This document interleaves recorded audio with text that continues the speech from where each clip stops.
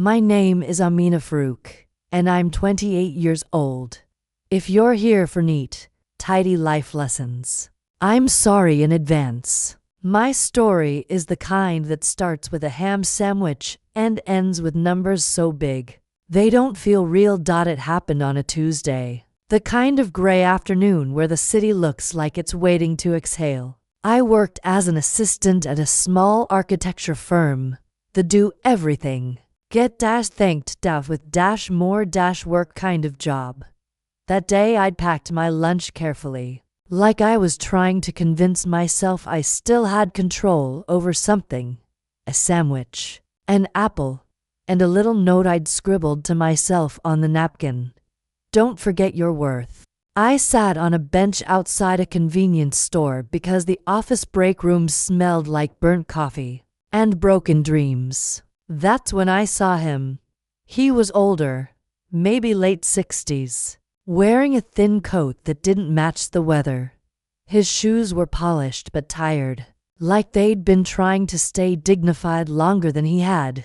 He stood near the store entrance, staring at the price tags as if they were written in a language he couldn't afford to learn. I tried to ignore it. People look hungry all the time. Need is everywhere, and if you stop for each one, your heart becomes a full-time job. But then, he caught my eye and smiled. Not a please help me smile. More like an apology. Miss, he said gently, do you know if they still sell hot soup inside? His voice had that steady softness you hear from people who used to be listened to. I think so, I said. The machine is near the back. He nodded, then hesitated.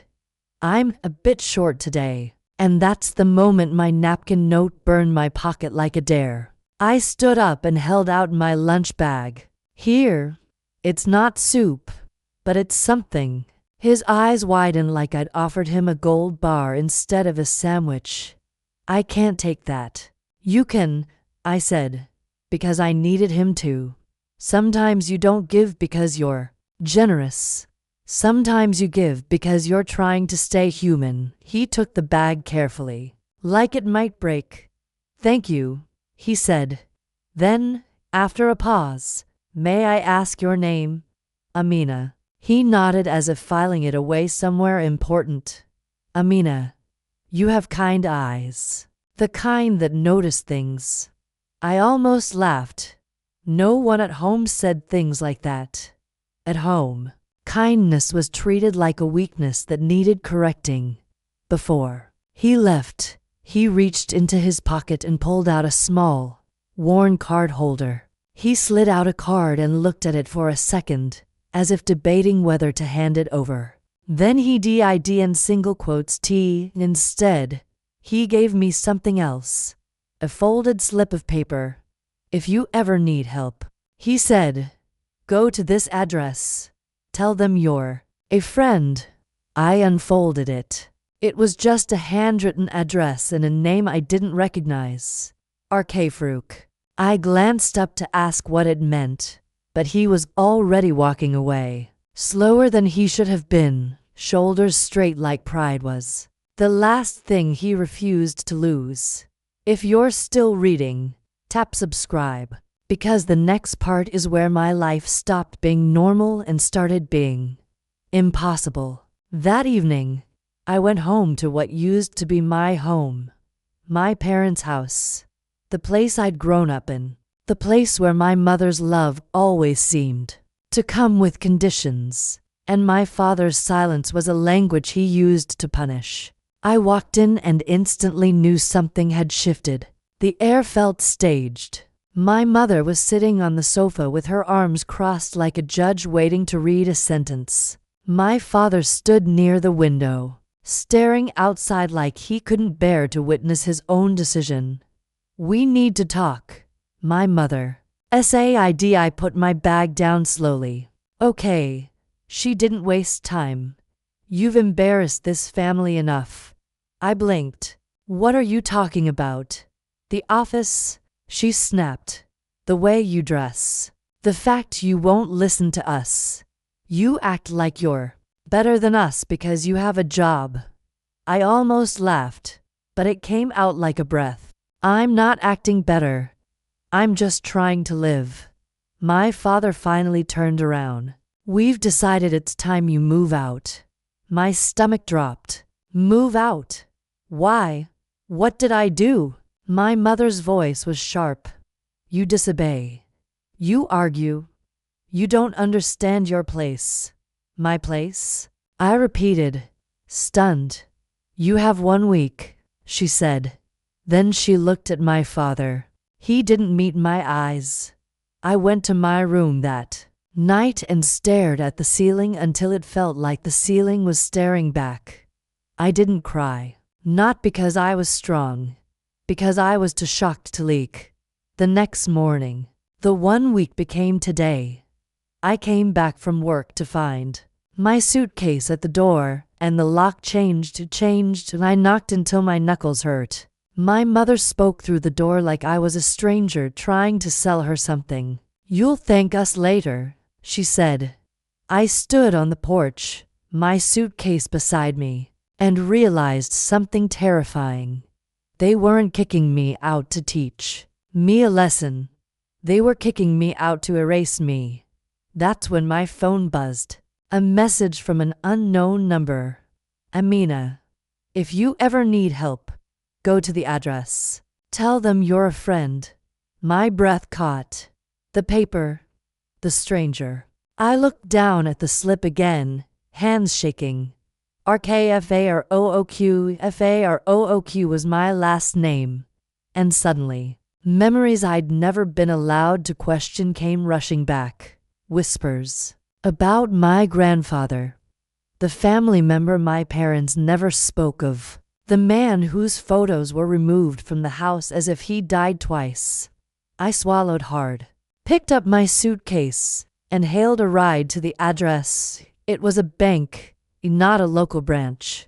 A bank that looked like it wore suits even in its architecture. Glass, steel, security guards with eyes like scanners at the reception desk. I forced my voice to stay steady. I need to see someone. I'm a friend of RK Farouk. The receptionist's fingers froze over her keyboard and her eyes lifted slowly. Please wait, she said, suddenly too polite. And that's when the first crack appeared in the reality I thought I lived in.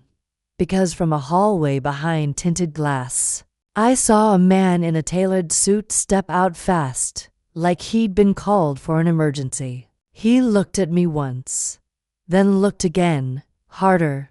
His face went pale, and he whispered, almost, to himself, no. Then, louder, get the manager. Now.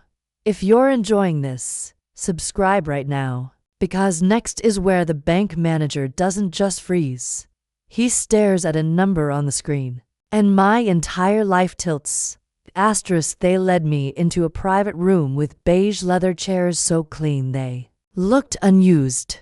A glass of water appeared in front of me like I'd ordered it with my mind. No one asked me to fill out a form. No one questioned my suitcase or the fact I looked like someone who'd been evicted an hour ago. They just kept glancing at me like I was a ghost that had walked in wearing my own face.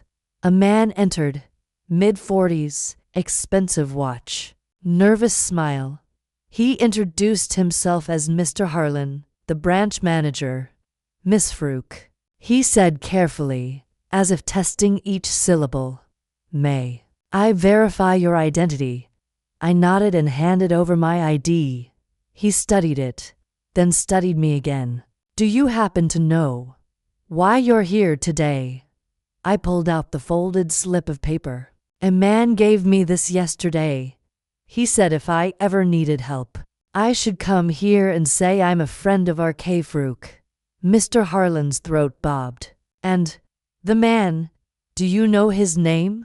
No. His hands trembled slightly as he opened a drawer and pulled out something small. A card holder.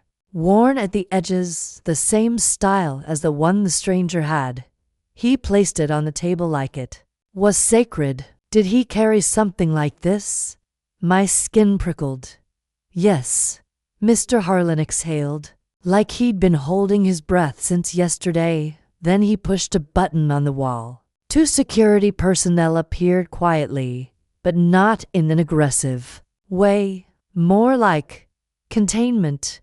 Please understand, Mr. Harlan said, voice low. We have protocols for this. For you. For me. I repeated. I don't understand. He hesitated, then opened the card holder and slid out a card. It wasn't a normal bank card.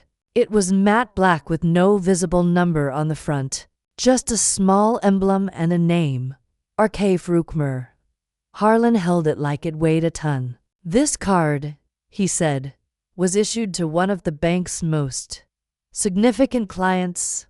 My mouth went dry. I'm not him. I'm just me. He nodded quickly. Yes, but there is a secondary authorization linked to this account. He slid a tablet toward me. Can you please place your thumb here? It's just biometric verification? I stared at it.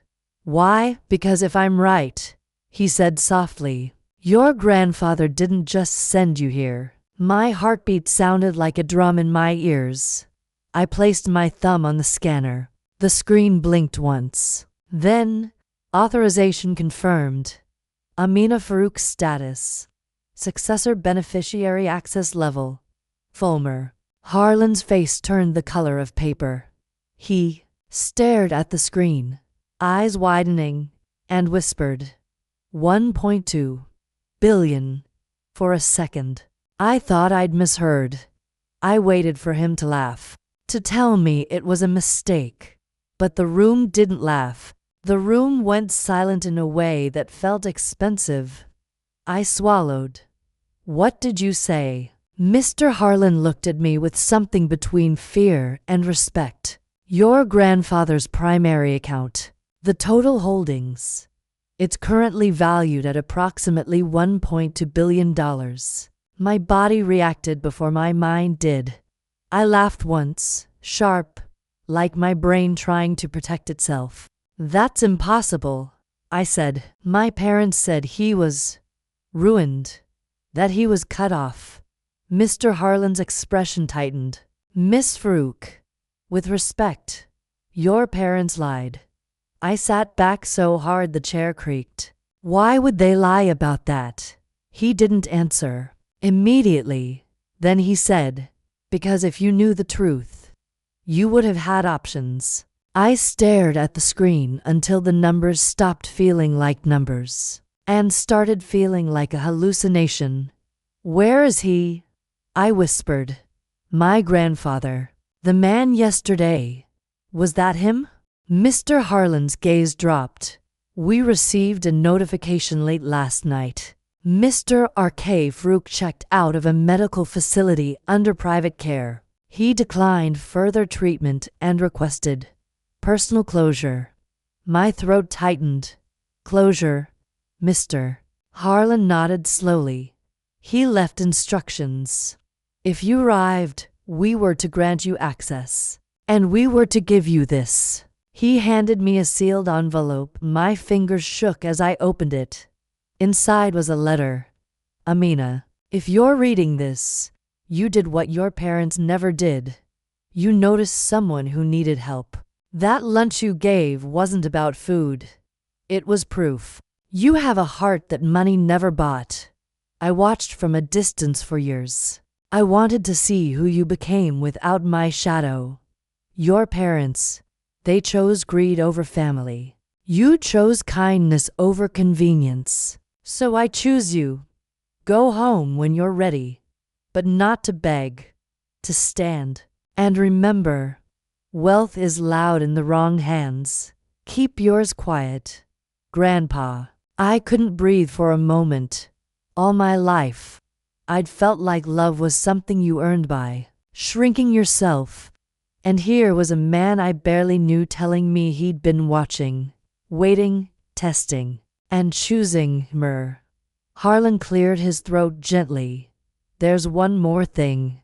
I looked up, eyes burning. He turned the tablet slightly. The account isn't just money.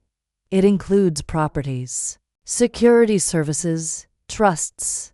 There are also restrictions. What kind of restrictions?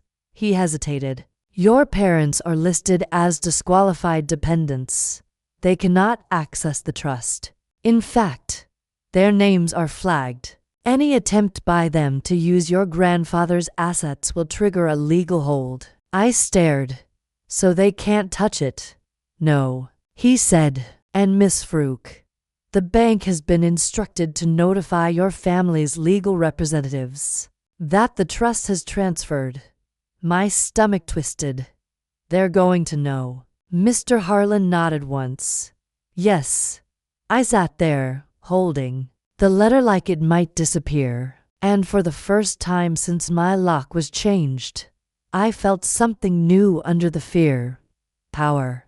Asterisk, not the loud, cruel kind my parents worshipped. The quiet kind that comes from finally realizing you're not trapped. Asterisk, because once my family found out, they didn't call to apologize. They came to take what they thought was theirs. And I saw it all through my security cameras. Asterisk, the first thing I did wasn't buy a car, or a designer bag, or anything dramatic that would scream new money to people who smell opportunity. I rented a small, calm apartment in a building with secure entry, and I hired a lawyer recommended by the bank. Then I did the most important thing. I went. No doubt contact, not with bitterness. With clarity, because I already knew what my parents would do if they thought I had something valuable. And I was right. 2 weeks later, my lawyer called. Amina, she said, your family has been notified about the trust transfer. My hands went cold. Okay, there have been developments, she said carefully. Your parents attempted to access one of your grandfather's dormant accounts. I laughed once. Humorless. Of course they did. It triggered a hold, she continued. And a notification. They're angry. I stared out my window at the street below. People living ordinary lives. What do they want? From what I can tell, she said, they want you. No. They wanted the money. That night, I couldn't sleep. My brain kept replaying the sound of the lock clicking behind the door that used to welcome me, so I took another step. I bought a modest house under a trust name, not mine. Quiet neighborhood, high fences, nothing flashy. Then I installed security cameras. Not because I felt important, because I understood something now. When people believe you owe them, they don't knock like guests. They arrive like thieves with family titles. 3 days after I moved in, I was unpacking plates when my phone buzzed. Motion detected. Front gate. I opened the live feed, and there they were, my mother, my father, and my older brother, standing outside my gate like they'd been invited. My mother looked at the camera and smiled. I felt something inside me go still. Then she raised her hand and waved, like we were in a sitcom reunion. I didn't move. I watched. My brother leaned toward her, whispering something. My mother's smile slipped and she tapped the intercom aggressively. I heard her voice through the speaker. Amina, open the gate. Don't act like a child. A child? The word hit me like a slap, because it wasn't just insult. It was strategy. If she could make me feel small, she could make me obedient. I pressed the intercom button, keeping my voice calm. Why are you here? My mother's eyes widened. So you are there. My father stepped forward, face stiff. We need to talk. We already talked, I said. Through a locked door. My brother scoffed. Stop being dramatic. We're family. Family. Asterisk funny, how that word only becomes sacred when someone wants something. My mother's tone softened. Artificially. Sweetheart, we didn't know you were struggling like this. If we'd known, we would have helped. I almost choked. You left my suitcase outside. That was for your growth, she snapped, then corrected herself quickly. For your independence. My father cleared his throat. We heard about your grandfather. I felt my spine straighten. You heard about his money. My mother's eyes flashed. Watch your tone. I laughed. You changed my locks. You don't get to lecture me about tone. My brother stepped closer to the gate and lowered his voice. Look, just open up. People are watching. I zoomed in the camera feed. He was right. A neighbor across the street had paused, curious. I kept my voice level. Say what you came to say. My mother pressed her hand to her chest. We're here to make things right. I waited as she blinked. You need to share. That's what your grandfather would have wanted. There it was. Not an apology, not regret. A demand dressed in lace. I felt my hands clench. My grandfather gave it to me. And we raised you, my father said, as if he'd just presented a receipt. You owe us. I stared at the screen. My father had rarely spoken to defend me my entire life, but now he spoke perfectly, because now he had motivation. I leaned toward the intercom. I don't owe you for doing the minimum you were legally required to do. My mother's face hardened. So you're going to abandon your family. You abandoned me first, I said. She laughed bitterly. You're being manipulated. That old man, he ruined our lives. I froze. How? My father looked away. My brother spoke. Impatient. He cut Dad off. He never accepted Mum. He controlled everything. I stared, trying to thread truth through their mess of resentment. So you punished me for him. My mother's voice rose. You're ours. The money is part of the family. No, I said softly. You treated me like a burden. You don't get to claim me as a prize now. My mother's eyes narrowed. If you don't open this gate, we'll make this ugly. I nodded once, surprising myself with how calm I felt. It's already ugly. You just didn't expect me to have a mirror. Then, I pressed another button. A recorded message played through the speaker. Clear and polite. This property is under security monitoring. Trespassers will be reported. My mother stepped back like she'd been insulted by technology itself. And then, something happened that I still replay in my head. My father, the man who hadn't defended me when I was locked out, leaned toward the gate and whispered to my mother, Stop. This isn't working. My mother snapped at him. You're useless. My brother kicked the gate lightly, like a toddler testing boundaries. I watched them like strangers in a documentary about entitlement. Then I called my lawyer. Within minutes, a security vehicle arrived. Not with sirens, with calm authority. The kind that doesn't need to shout. My family's faces changed when they saw uniforms. My mother suddenly smiled again, sugary. My brother backed away. My father looked ashamed. And as they left, my mother looked up at the camera one last time and mouthed, You'll regret this. I turned off the feed and sat on the floor among unpacked boxes. My heart wasn't racing. It was grieving. Because I realized something. I hadn't just lost a home when they changed my locks. I'd lost the illusion that they ever loved me without conditions. If you're still here, subscribe. Because next is where the story stops being about money and starts being about consequences. And what my grandpa left me wasn't just wealth. It was a final test, Asterisk 2 days after my family showed up at my gate, my lawyer called again. Amina, she said, your grandfather's executor has scheduled the final trust meeting. You need to attend. I stared at the calendar. A meeting? For what? There's an addendum to the will, she said.